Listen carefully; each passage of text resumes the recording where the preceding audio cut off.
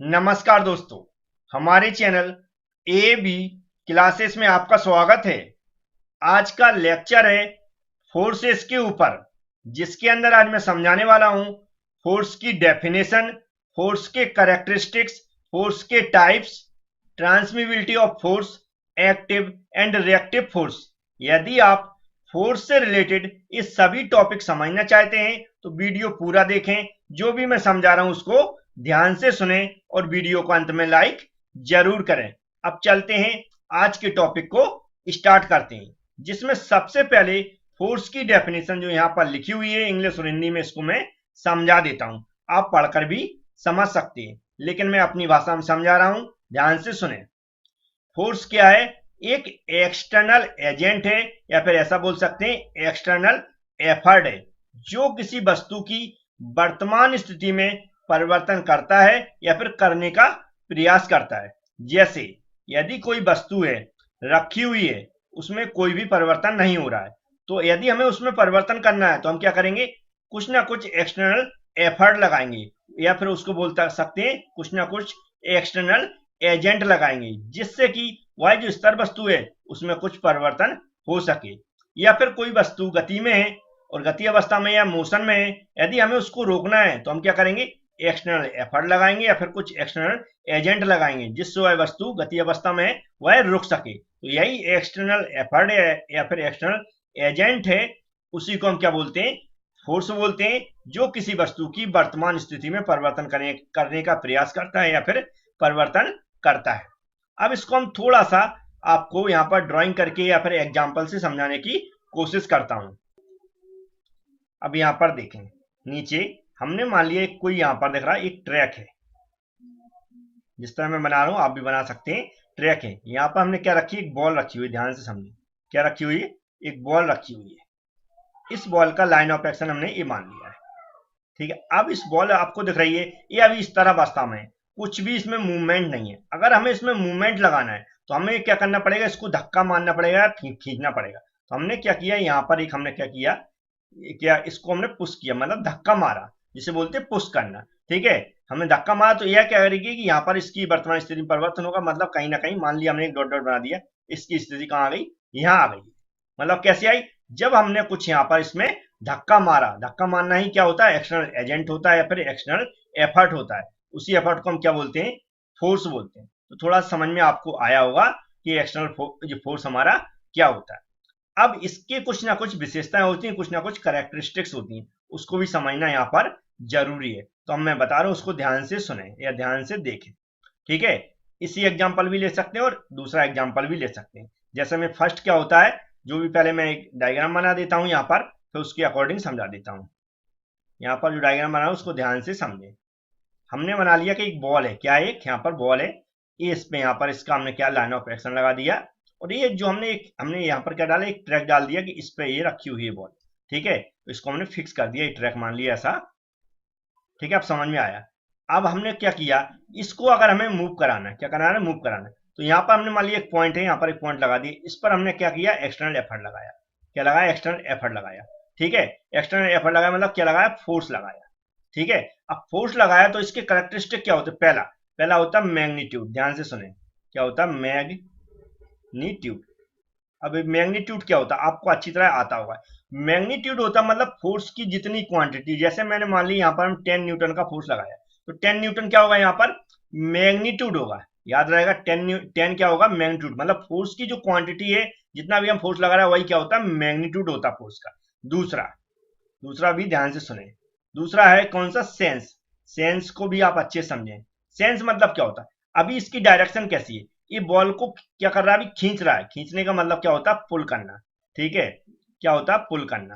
तो PU PU double L लिखा हुआ है, पुल करना। पुल क्या है? सेंस है, मतलब नेचर है उसका। नेचर मतलब इसको खींच रहा है। मान लो इसी को हम एक एग्जांपल के लिए, जैसे कि ये वाला लगा हुआ है, ये वाला फोर्स लगा हुआ है, ये इसको क्या कर रहा है? धक्का दे रहा है। मतलब क्या कर रहा है? पुश कर रहा है। क्या कर रहा है? पुश कर रहा है, ठीक है। पुश करना मतलब होता है धक्का देना। तो ये भी एक क्या कौन सा नेचर हो गया? पुश वाला नेचर हो गया, धक्का। ये सेंस मीन्स क्या होता है? नेचर, पुश या फिर पुल। थर्ड देखें, थर्ड होता है लाइन ऑफ एक्शन। क्या होता है? Line of action. इसको भी अच्छे से समझें, line of action. Line of action भी बोलते हैं, या फिर इसको हम क्या बोलते हैं दूसरी भाषा में, डायरेक्शन भी बोलते हैं। क्या बोलते हैं? डायरेक्शन। इसको भी समझें, डायरेक्शन या line of action. Line of action या डायरेक्शन, जो हमारी लाइन, जो लाइन दिख रही है आपको, जो हमने डॉट डॉट यहाँ पर बनाई हुई ये वाली लाइन, इसको बोलते हैं हम लाइन ऑफ एक्शन। क्या बोलते हैं? Line of action. ठीक है, या फिर डायरेक्शन बोलते हैं। जिस लाइन पर फोर्स लग रहा है उसी को हम लाइन ऑफ एक्शन बोलते हैं। तो आपको ये 3 पॉइंट समझ में आ गए होंगे अच्छे से। अब नेक्स्ट पॉइंट क्या है इसका, वो भी समझ लेते हैं। नेक्स्ट होता है पॉइंट ऑफ एप्लीकेशन। क्या होता है? Point of application.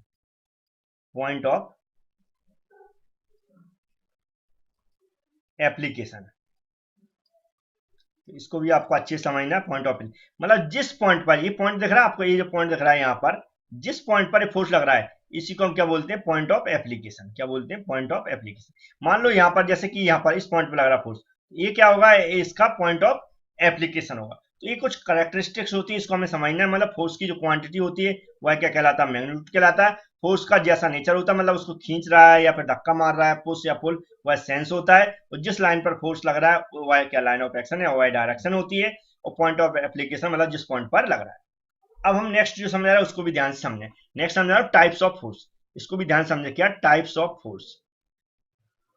Types of force बहुत इजी है और ध्यान से समझेंगे तो आपको जरूर समझ में आएगा। टाइप्स ऑफ फोर्सेस, पहला टेंसाइल फोर्स। कौन सा होता है? Tensile forces.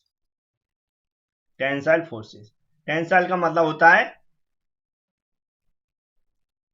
मतलब किसी बॉडी को खींचना।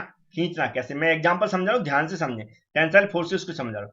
मान लिया मैंने एक कोई हमारे पास ऐसी बॉडी है, ठीक है, ये बॉडी है और ये हमारा कौन, ये लग रहा है फोर्स। ये हमारा क्या है? इसका लाइन ऑफ एक्शन। टेंशन मतलब बाहर की ओर खींचना, याद रखें क्या होता है? बाहर की ओर खींचना। फोर्स कैसे होना चाहिए? Equal and opposite direction. हमने मान लिया इक्वल एंड अपोजिट डायरेक्शन में फोर्स लग रहा है। अब अगर किसी बॉडी पर टेंसाइल फोर्स लगता है तो क्या क्या रिएक्शन होगी? जब टेंसाइल फोर्स लगेगा तो इस बॉडी की लेंथ क्या होगी? बढ़ जाएगी। क्या होगी? बॉडी की लेंथ बढ़ जाएगी, मतलब ऐसी आगे की ओर बढ़ेगी, क्योंकि दोनों तरफ फोर्स खींचेगा तो बॉडी की लेंथ क्या होगी? बढ़ेगी। तो यहाँ पर इसका इस तरह का कुछ बन जाएगा खींचने के बाद। मतलब ओरिजिनल लेंथ इसकी क्या थी? एल थी। अब हम जब इसको खींचेंगे, दोनों ओर फोर्स लगाएंगे, तो इधर कुछ डेल एल मान लिया मैंने बढ़ जाएगी, ठीक है, इधर भी कुछ डेल एल, मतलब लेंथ में कुछ ना कुछ परिवर्तन आ जाएगा। तो याद रखें जब टेंसाइल फोर्स लगाते हैं किसी बॉडी पे तो क्या क्या रिएक्शन होते हैं? फर्स्ट तो लेंथ क्या होती है? इंक्रीज होती है। तो याद रखें इन चीजों का, हमें लेंथ इंक्रीज होती है। दूसरा भी हमें याद रखना क्या होता है? इसका डायमीटर। अगर कोई मतलब सर्कुलर क्रॉस सेक्शन एरिया है तो डायमीटर और उसका एरिया क्या हो जाएगा? डिक्रीज हो जाता है। कैसा हो जाता है? डिक्रीज मतलब कम हो जाता है। तो ये आपको समझना है।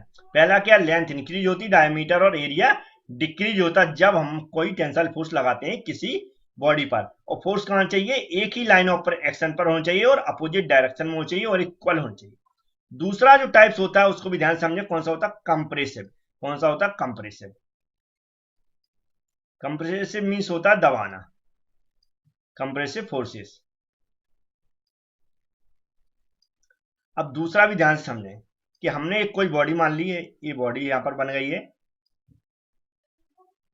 बॉडी क्या कर रहा है? हम कंप्रेसिव मतलब दबाने वाले फोर्स लगा रहा है, और लाइन ऑफ एक्शन कैसी होनी चाहिए?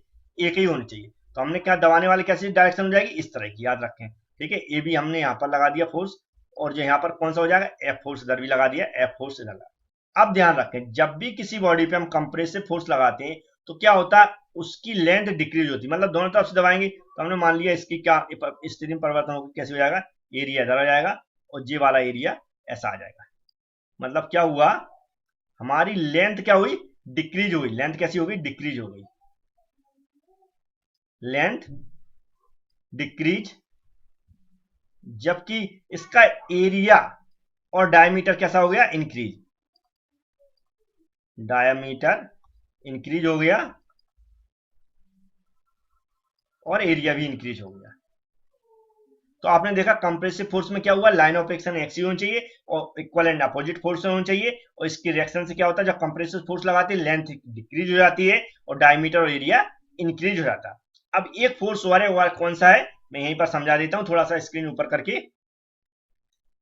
और भी अगर इन दोनों फोर्स की बात करें तो याद रखना टेंसाइल फोर्स की बात कर रहे हैं तो यहाँ पर टेंसाइल फोर्स लगा, ये कहीं भी लगता है अगर हम इसकी साइन की बात करें तो हमेशा कैसा लेते हैं, पॉजिटिव लेते हैं। ठीक है, याद रखना है इसको, कैसा लेते हैं, पॉजिटिव लेते हैं।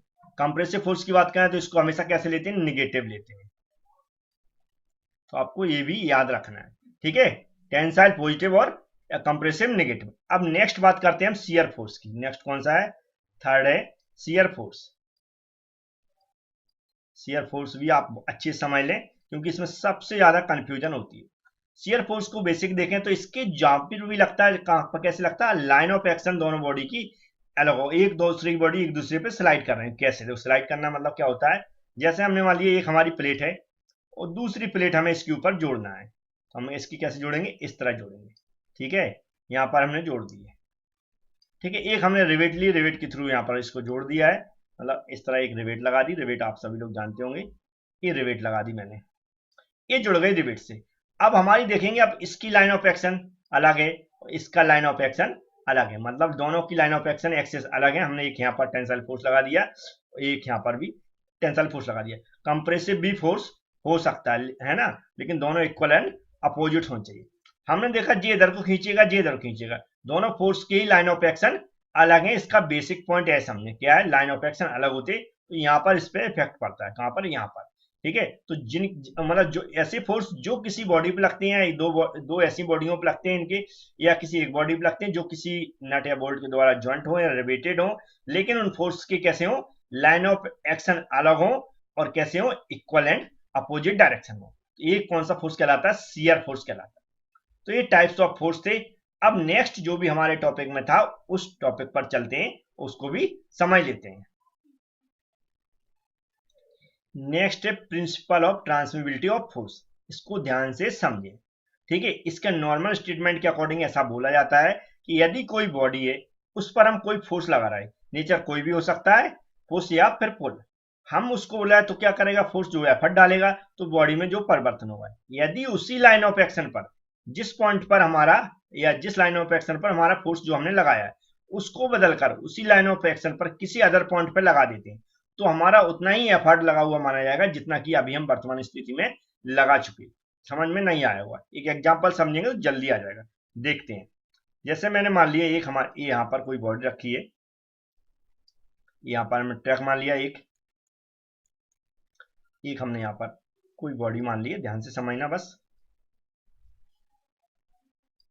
ठीक है, ये हमने कोई बॉडी मान ली है, हमने मान लिया इसका क्या है, लाइन ऑफ एक्शन है, लाइन ऑफ एक्शन है, और हमने एक पॉइंट मान लिया, यहाँ पर देख रहा है पॉइंट 1, इसको हमने 1 दे दिया। यहाँ पर हमने क्या लगाया, एक फोर्स लगाया, तो ये फोर्स क्या करेगा, इसको बॉडी को खींचेगा, मतलब इसको बाहर की ओर खींचेगा। ठीक है, जो भी कुछ ना कुछ एफर्ट लगाएगा, मतलब हमने मान लिया कि हमने यहाँ पर 10 किलो न्यूटन का एफर्ट लगाया। अगर हम एक पॉइंट इसी लाइन ऑफ एक्शन, देख रहे हैं ये लाइन ऑफ एक्शन पे हमने एक पॉइंट यहाँ पर 2 मान लिया, दूसरा पॉइंट मान लिया, हमने यहाँ पर तीसरा पॉइंट मान लिया, और यहाँ पर हमने क्या मान लिया, चौथा पॉइंट मान लिया। अब ये प्रिंसिपल क्या कहता है, अगर हमने यहाँ से इस फोर्स को यहाँ से हटा दें, मान लो हमने हटा दें और हम कहाँ लगा दें, इस पर लगा दें, इसी फोर्स को यहाँ पर लगा दें, तो जितना यहाँ पर एफर्ट लगा रहा था उतना ही यहाँ पर लगाएगा, कितना, 10 किलो न्यूटन का एफर्ट। जो फोर्स हमने लगाया, हमने सिर्फ क्या किया, इस फोर्स को, इतना ही सेम फोर्स को उठा के हमने इस पॉइंट पर लगा दिया दूसरे पे, तो मतलब जितना एफर्ट उसने पॉइंट 1 पर लगाया था उतना ही 2 पॉइंट पर लगाएगा। मान लिया हमने यहाँ से भी फोर्स को हटा देते हैं, ठीक है, हम तीसरे पॉइंट पर लगा रहे हैं क्योंकि लाइन ऑफ एक्शन एक ही होनी चाहिए, इस पे लगा रहा है कितने का, जो हमने यहाँ पर लगाया था 10 किलो न्यूटन का। तो मतलब कहने वाला इन दोनों पर नहीं लगा रहा, अगर यहाँ पर भी लगा दें थर्ड पॉइंट पर भी, तो हमारा एफर्ट कितना होगा फोर्स का, उतना ही होगा जितना हमारा 1 पे था या फिर 2 पे था। समझ में आ गया होगा कि एक ही लाइन ऑफ एक्शन पर, जी इसको क्या बोलते हैं, लाइन ऑफ एक्शन, इसको बोलते हैं लाइन ऑफ एक्शन, जो हमने यहाँ पर 1 2 3 पॉइंट दिए पूरा यहाँ तक, ये पूरी लाइन ऑफ एक्शन है। तो ये लाइन ऑफ एक्शन, एक ही लाइन ऑफ एक्शन पर हम अगर कोई फोर्स लगाते हैं और उसी लाइन ऑफ एक्शन पर किसी दूसरे पॉइंट पर हम फोर्स को ट्रांसफर कर देते हैं, तो उतना ही एफर्ट होगा जितना कि हम पहले अभी इस पॉइंट पे लगा के रखे थे। जैसे कि 1 पे लगाया था एफर्ट, तो हमारी बॉडी आगे को जितने ही स्पीड से खींची थी उतना ही अगर हम 1 से हटा के 2 पे लगा दें तो उतने ही एफर्ट से खींचेगी, और 2 से हटा के तीसरे पॉइंट पे लगा दें तो भी हमारी बॉडी उतनी ही स्पीड से खींचेगी। ठीक है, लेकिन लाइन ऑफ एक्शन एक ही होनी चाहिए। तो ये होता है प्रिंसिपल ट्रांसमिबिलिटी ऑफ फोर्स का। ये भी इस तरह के क्वेश्चन कॉम्पिटिटिव एग्जाम में पूछे जाते हैं, याद रखें। लेकिन हमें समझना आना चाहिए, याद होना चाहिए कम से कम। लाइन ऑफ एक्शन का आप याद रखें क्योंकि वह इंपॉर्टेंट है। मतलब एक ही लाइन ऑफ एक्शन पर कि किसी भी बिंदु पर हम एफर्ट लगाते हैं और फोर्स को ट्रांसफर उसी लाइन ऑफ एक्शन के किसी भी बिंदु पर कर देते हैं तो इक्वल एफर्ट माना जाता है। अब चलते हैं नेक्स्ट टॉपिक की बात कर लेते हैं। नेक्स्ट यहां पर लिखा है एक्टिव एंड रिएक्टिव फोर्स, जिसका मतलब होता है न्यूटन की थर्ड लॉ होता है उसके अकॉर्डिंग हम समझते हैं कि किसी भी हम कहीं भी जो भी हम एफर्ट लगाते हैं उसके विपरीत भी क्रिया होती है। ये आपको पता होगा क्योंकि इस तरह की जो भी लॉ है वो आप पढ़ चुके होंगे। लेकिन एक एग्जांपल समझते हैं क्योंकि हमें पता होना चाहिए एक्टिव फोर्स कौन सा होता है और रिएक्टिव फोर्स कौन सा होता है। तो मैं समझा रहा हूँ, ध्यान से देखें। हमने मान लिया कोई हमारे पास एक वस्तु है, हमने ऐसी वस्तु बना लेता हूं, यहाँ पर एक कोई वस्तु है, ठीक है। इसको हमने क्या मान लिया, बी। बी कोई बॉल है या कुछ भी मान सकते हैं, ठीक है। अब ये नॉर्मल रखी, हमने एक दूसरी बॉल ली, ठीक है। क्या ली, दूसरी बॉल ली और इसके ऊपर रख दी। क्या रख दी, इसके ऊपर रख दी, इसको बॉल को हमने ए मान ली। मतलब पहले हमारी कौन सी थी, बी थी। बी के ऊपर एक और रखा हमने। बी के ऊपर क्या किसको रखा, ए को रखा। तो ये जो भी यहाँ पर क्या करेगा, ये नीचे की ओर जब इसके ऊपर रखेगा तो नीचे की ओर फोर्स डालेगा। तो हमने क्या करेगा, नीचे के ऊपर इस पर दबाव डालेगा क्योंकि किसका वजन होगा, ए वाली बॉडी का वजन होगा। तो जो पहले से रखी उसको छोड़ें, जो मैंने ऊपर से लगाई, ऊपर से कौन सी लगाई, ये वाली बॉडी लगाई। तो जो बॉडी जो यहाँ पर दबाव डालेगी, ये वाला जो दबाव डालेगी, जो हमने एरो लगाया, ये क्या कहलाएगा, एक्शन। क्या कहलाएगा, एक्शन। मतलब क्रिया कर रहा है ये, या फिर इसी को हम एक्टिव फोर्स भी बोल सकते हैं, ठीक है। एक्शन कहलाएगा। अब इसके फोर्स की वजह से ये दूसरी बॉडी जो नीचे रखी उसके ऊपर जो हमने इस पहली बॉडी को लगाया है, ये क्या करेगा, इसका अपोज करेगा, मतलब इसके खिलाफ प्रतिक्रिया करेगा। तो यहां से क्या करेगा, ये इसके खिलाफ एक फोर्स लगाने की कोशिश करेगी। कौन सी, बी बॉडी करेगी। बी बॉडी है वह इसके खिलाफ एक फोर्स लगाएगी, इसके विपरीत क्रिया करेगी। इस फोर्स को बोलेंगे हम रिएक्शन। क्या बोलेंगे, रिएक्शन। इस क्रिया को क्या बोलेंगे हम, रिएक्शन। और क्या बोलेंगे, रिएक्टिव फोर्स। क्या बोलते हैं, रिएक्टिव फोर्स। और पहला जो है ये वाला, इसको क्या बोलेंगे, एक्टिव फोर्स, ठीक है। और जिस बिंदु पर दोनों मिलेंगे उसको बोलते हैं हम पॉइंट ऑफ कांटेक्ट।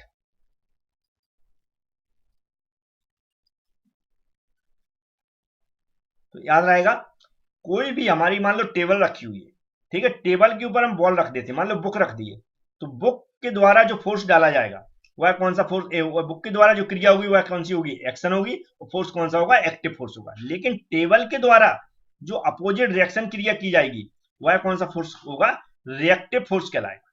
समझ में आया। तो इस तरह आप और भी अपने मन से एग्जाम समझ सकते हैं। थोड़ी कोशिश की, इन पॉइंटों पे भी कई बार क्वेश्चन पूछे जाते हैं तो मैंने बताने की कोशिश की। यदि आपको समझ में आता है तो वीडियो को लाइक जरूर करें, चैनल को सब्सक्राइब कर लें, बेल आइकन पर क्लिक कर लें, जिससे कि आने वाले वीडियो की नोटिफिकेशन आपके पास पहुंच सके। Thank you friends.